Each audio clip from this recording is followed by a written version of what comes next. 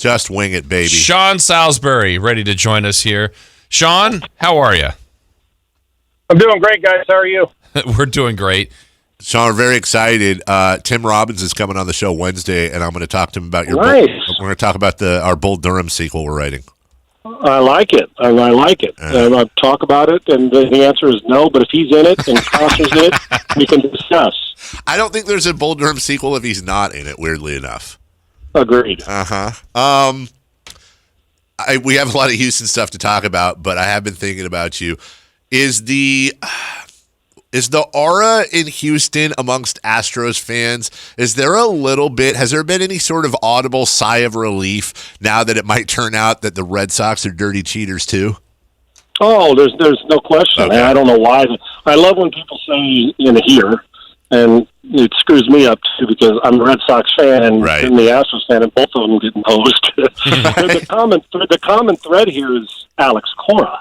Yeah. I'm not pointing the finger at him, but he was involved with both teams that were World Series champs in back-to-back years, and now both teams are getting accused of it, right? Right. So that's the one thing. But for me, guys, there's this when they say, and I asked the question on the show earlier this week about, well, do you feel good now? Because misery loves company, right? Right. You feel good, are vindicated that now it's the Red Sox as well, so you don't feel like you're alone in this, and that, see, we won a World Series, and you can't just point the finger at us and blah, blah, blah. And people do feel vindicated. And I said, I don't know why. Vindication would have been if you come back and say, well, the Astros weren't guilty, and neither were that they didn't find anything and everything was fine. So the vindication part of it. But yes, there is this, I don't know if it's collective, but a lot of people, they're like, yep, see, it's not just us, the whole league's doing it. But right now we've got the supposed evidence that two teams have or were or are. So there will be heavy suspensions and fines levied. We know that. It's an obvious situation. But, yeah, I think the Houston fans feel that, and there's no question about it. You mentioned Cora, but I got to be fair. As you mentioned, you're also a Red Sox fan, and you do a show in Houston, Sean. Have you been implicated in any way? No, yeah, because you're right. I'm the guy. No, you're the guy. I'm not. I am the guy. No, I got out of the picture and video business about 8, 9, 10 years ago. So they don't have enough money to pay me to handle a camera, video, or picture taker. So I'm done. Nope, not wrong guy. Well man. done. Wrong guy. That is a perfect answer. That is a perfect answer. Sean, if we stay with your Houston area, last week when we talked to you, you said there really wasn't a buzz about the Texans. It was almost like, well, get through this week and then maybe we'll get on board. Well, they got through it. They didn't have a great first half, but Watson saved the best for the second half. He made just difference-making plays. Now they have to go on the road to take on the Chiefs. We know they beat them in the regular season. How on earth did they do it this weekend? Well, I think, and you know what's weird is that there's a little more excitement, more watch parties, and people are talking a little more about newscasters leading all their shows. Why? Because of the way they won in the end. And number 4, played like Superman in the second half. But it's still that, well, I don't know yet because the way they played in the first half, guys, they're like 14 of their 16 games, they've come out of the locker room and have done nothing. And Andy Reid's team's one of the fastest starters in the league. And you ain't getting, if you're down 16-0 to the Chiefs, they're not going to screw up a second half game plan. They will put their foot on your throat. So I think there's oh my gosh, we're one game away from, and the road teams know how to win in the playoffs. And we're one game away from going to the AFC Championship game, and we've never done that in Houston before. So yeah, there's a little bit more excitement, but still trepidation because a few things they don't trust. They still don't trust their head coach because they were ready to fire him at halftime last week. And they just are going through, well, we've seen this movie before, and this is about the time that we're supposed to lose. Yet, the hope is, hey, man, J.J. Watt came back with some energy, and it's Deshaun Watson. And we saw him the first time we played him, but they've got a lot of different players back. So when the excitement will really kick in, and you'll know it's Texas football, meaning Texas, the state of Texas football, is if they are able to pull this off in Kansas City, then people will go crazy because they'll think, well, we can beat Baltimore, we can beat Tennessee because we have beat Tennessee, and even though Baltimore smoked them. So still trepidation. Put it this way, if where they were was in Philly or in New England or somewhere, they'd probably be going crazy. But the trust factor in their quarterback keeps them alive. The lack of trust in their head coach and in their starts has them thinking, well, we're not getting through this game. And Sean, you talk about Deshaun Watson and the trust factor, and I saw you on Twitter talking about going back to his days at Clemson. The guy is just an absolute winner who figures it out. I'm not sure if it's it, but I said last week that might be the play of the year. Deshaun Watson. Now, you played quarterback, and you were plenty athletic yourself, but let me ask you something. If you'd have gotten sandwiched at 70 miles an hour like Watson did last week, I'm not entirely sure you complete that pass, no offense. He went down there, and I don't even know how he did it. That was a superhuman play on his part. He's a freak, dude. Right. I mean, I wouldn't have got out of that. Because I wouldn't have been able to move. Now, big and strong enough to get out of it? Sure. Yeah.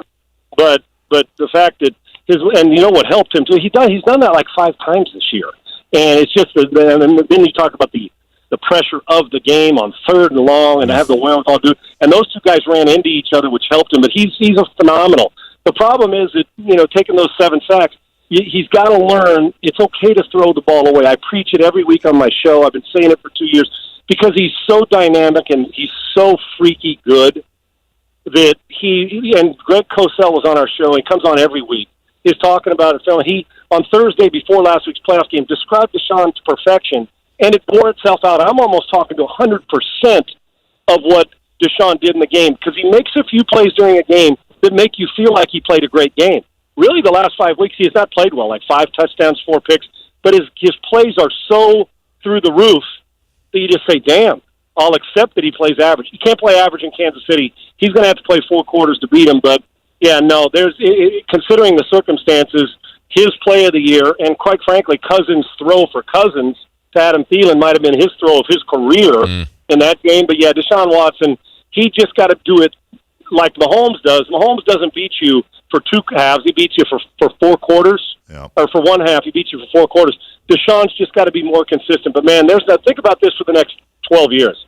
Just the 3, Lamar, Deshaun, and Mahomes. Yep. You think we got and Kyler Murray's going to jump into that class and watch. And Russell Wilson's there, too. Russ Wilson, he's not going anywhere. Darnold's going to be a hell of a player. We are loaded with young guys and some cagey veterans in the league. What about the game that's out here, Sean, to start the weekend with the Saturday playoff of the 49ers and the Vikings? You brought up Cousins' great throw that got him through the Saints, which was a surprise. Now the Vikings come out to play the Niners. What do you expect in that matchup tomorrow? Well, you're going to the 49ers are going to pit their strength, meaning we're going to force you to throw the ball, even though Thielen and Rudolph and Diggs are good players. We're going to make Cousins do it again. Well, they had a pretty good year, but they average about 220, 230 yards passing, and the 49ers pass defense is really good. I would. You come to the Lions going to say, if you can beat me throwing the ball 2 weeks in a row and make those clutch throws, God bless you. What you don't want them to do is let Dalvin Cook take over the game.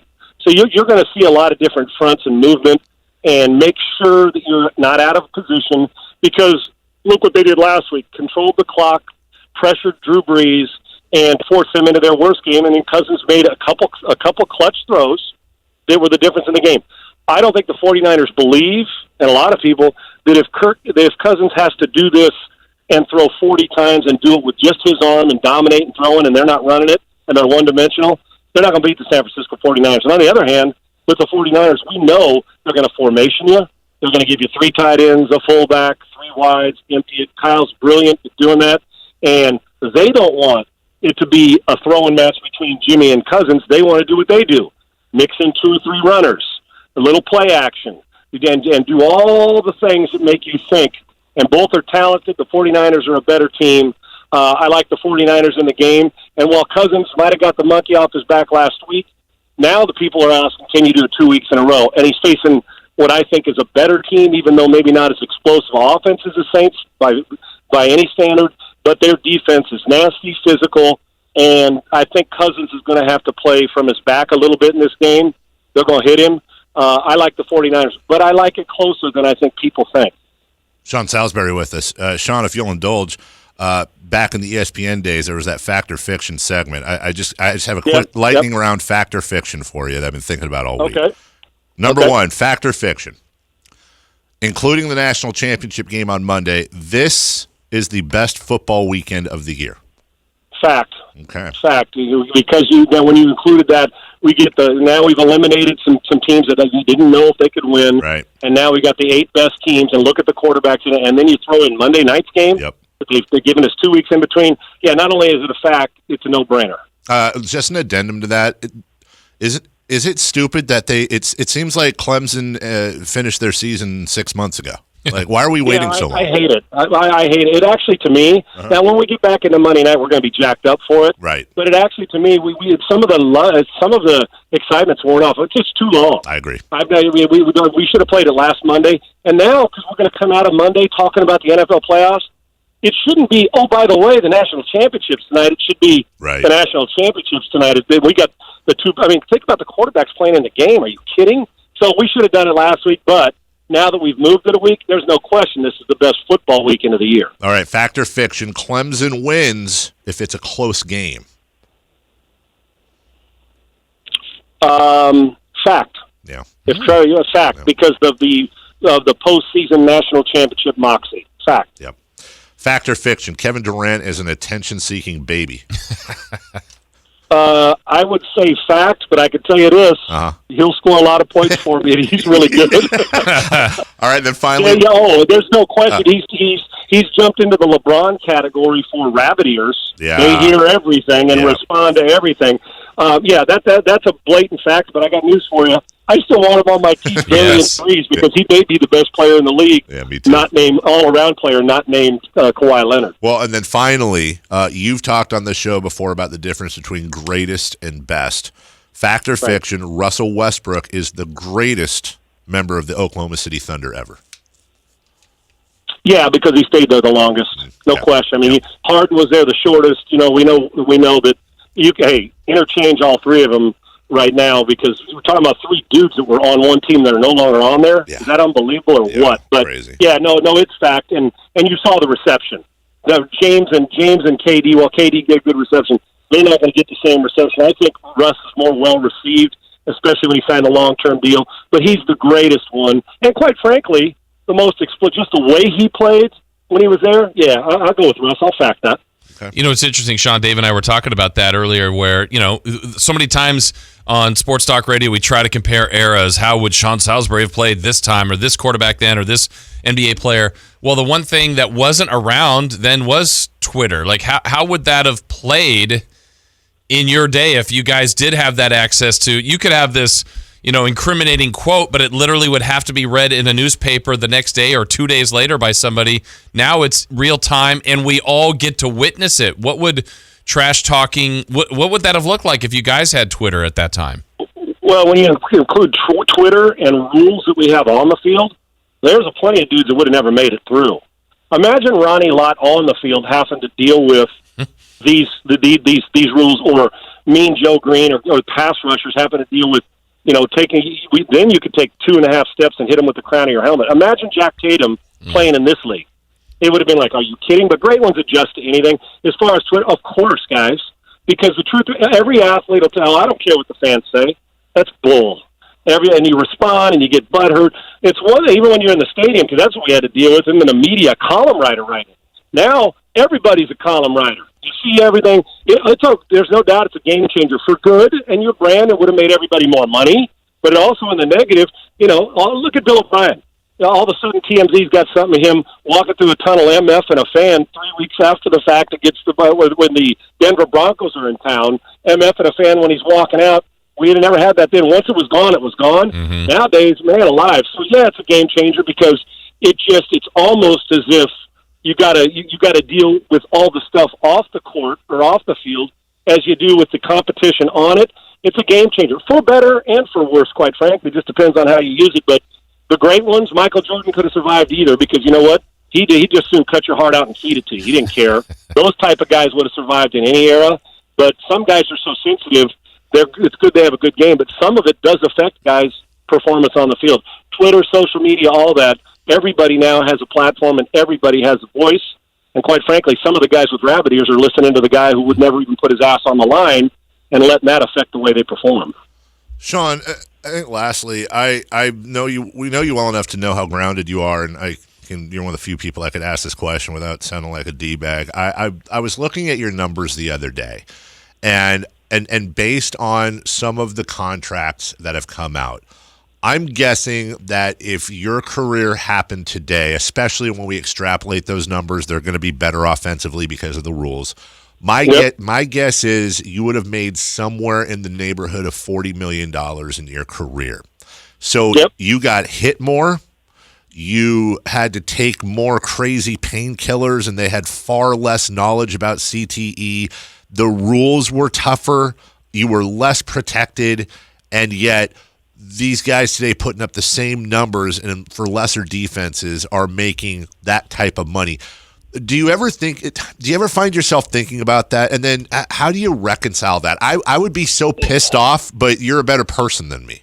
Yeah, well, no, you know what? I don't begrudge him. Get all the money you can. Sure. Well, I say if I'd have been born 20 years later, and I know no excuse, but I mean, with the different, think about it. If I blew out my knee now, and I don't have a cast on. I shred my knee twice. I'm in a plaster cast from my toes to my groin. Yeah. So the atrophy, and then I played my entire NFL career. I had no ACL, so I didn't have an ACL. So another thing where I lost, and I know this is hard for people to believe, but when I left high school and went to college, I was running 4.7, high 4.7s, and was considered a guy that was a mobile pocket passer. So I was that at 6'5", about 225, could move. And just kind of a recap. So my game would have evolved different because I mentally was, I think, ahead of most, but physically arm strength. But I lost the ability to extend plays for the most part as I went on because I just couldn't do the same things I wanted to do, like when I was a basketball player and the rest of it. But yeah, now listen.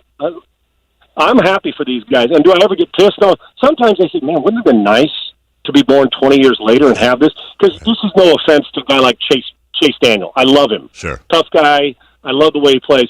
But I got news for you. If he's making $6 million when he was in Philly, then I should have been making $7.5, right? And that's the way. Now I'm not dogging him. I get it at all because I think he's a good player. I do. So since myself, Steve Bono, Steve DeBerg, I can go through a list. I'll put the backups in our era against any backups, and now I will. Sure. But I respect them, so I'm never mad. Hell, I have so much respect for what Foles and Chase. Matter of fact, I root for them and McCown. I root for these guys because I was that guy. But I'm never bitter. But I would have loved to make $40 million instead of $5. Right. You know, it would have been great. But no, I'm never mad because everything I have career-wise in my life is because of football. Now, a lot of it you go through adversity. I couldn't be more. I'm as grateful for the adversity as I am for the success. And no, those guys tee it up, make all the money you can, and be proud of it and love it. I hope we get to the point where a backup quarterback who doesn't take but 10 snaps a year is making $10 million a year. I hope it gets to that point. God bless him. I just wish I could have got a piece of that pie 20 years later. That would have been fun. I know you're not ripping Chase Daniel, and you went out of your way to be very respectful to him. I would just like to say, this is me, not Sean Salisbury here, but just for an example, Chase Daniel in his NFL career has thrown for 7 touchdowns. Chase Daniel in his NFL career has made $34.3 million. Wow. And you know what? Yeah. Smart guy. Right. You know, undersized, love him, but you don't even have to go through anything else. There's your perspective on the way salaries go through the roof, right? Mm-hmm. We got baseball player, the best in the world, making $500 million now. We got average baseball players that hit 260, making $10 million. So that's just the way it goes. And I don't have one bitter bone in my body, brother. I don't. But I do sometimes fantasize about what it'd be like, just like I do when I'm going to win Powerball for like $500 million in a single ticket, what I'm going to do with the money. Nice. Sean Salisbury threw for almost 3 times the touchdowns in his career as Chase Daniel, by the way. There you go. I'll let you know. Oh, boy, I wish I would. I'd like to go back. I missed a bunch more. I wish I could have got those back, too. Yeah. You're the best, dude. Sean, have a good weekend. Enjoy the football. Man. You guys have enjoy the football weekend, man. Appreciate it. Yes, Go Tigers. Go That Tigers. means LSU. Right. You got to be specific. Yeah. Tigers either way. Right.